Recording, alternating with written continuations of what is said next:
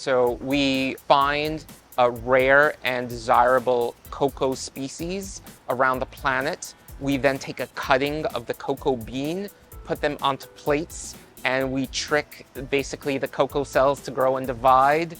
And after a certain level of growth, we're able to harvest that and transform that into chocolate. That guy's the CEO of California Culture. And this trickery he's talking about is the process by which his startup creates lab-grown cocoa. He says that they put cocoa beans in a vat with some sugar water. They reproduce quickly and reach maturity in just a week, rather than the 6 to 8 months that a traditional harvest usually takes. It's a process the company describes as something along the lines of rapid indoor farming. And this horticultured Hershey isn't just being scienced up just to help chocolate makers around the world reduce their reliance on costly Loompa labor. So climate change is impacting the chocolate industry by, first of all, making it too warm for many species to prosper. And that has led to massive drops in yield around the world in cocoa. Yeah, as we told you before here on your daily news refresh, please subscribe. Experts believe that climate change is coming after some of the foods we enjoy the most. From coffee and chocolate to beer and wine, potentially turning your work breaks and happy hours into events that are even more uncomfortable than usual. In chocolate's case, cocoa trees grow in regions about 20 degrees north and south of the equator,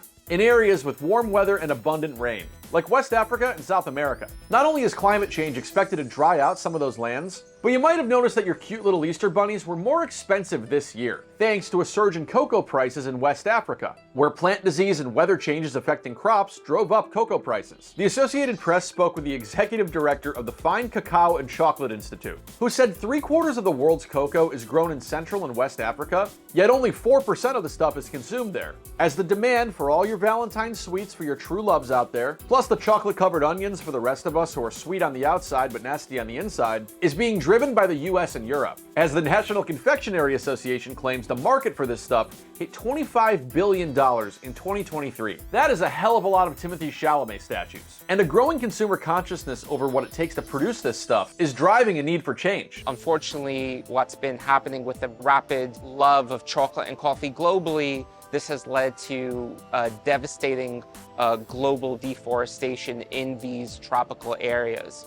In addition, there's issues of slave labor, pollution. Thus, cell-cultivated chocolate. After all, scientists are already growing diamonds and pieces of chicken in labs, so why not top off that futuristic engagement dinner with a cutting-edge dessert? We're basically developing the underlying technology that you could actually grow chocolate and coffee anywhere in the world without some of these exploitative or destructive practices. Now, this California company isn't the only one trying to craft sustainable options or alternatives for cocoa. The Sweet Teeth at Mars have a research facility at the University of California, Davis that's aimed at making cocoa plants more resilient. Pictured here are a bunch of M&Ms that aren't dressed quite as sexy as the internet's accustomed to. And hey, UC Davis just so happens to be the same school that's also got a coffee research center that's focused on the future development of that crop too. After all, not everyone's on board with lab-grown foods. Back in May, Florida Governor Ron DeSantis banned the sale of lab-grown meat in the state over what he described in a press release as the global elite's plan to force the world to eat meat grown in a petri dish or bugs to achieve their authoritarian goals, an apparent response to reports by the likes of the World Economic Forum that have suggested that alternative proteins, including insects, are necessary to meet the world's growing food needs. California Cultured is ultimately hoping to get permission from the Food and Drug Administration to call their product chocolate, because it's genetically identical to the real stuff, even though it's not harvested from a tree. Our cocoa CEO thinks their chocolate might ultimately end up being called something slightly different, like brewery chocolate. But no matter what you name this lovely concoction that turns into these little pellets, as noted by this program manager with a nonprofit that's helping these California chocolatiers with their biomanufacturing system, the key word for this stuff might not be sweet, but sustainable. As climate change progresses, we're only going to see more threats to our supply chain.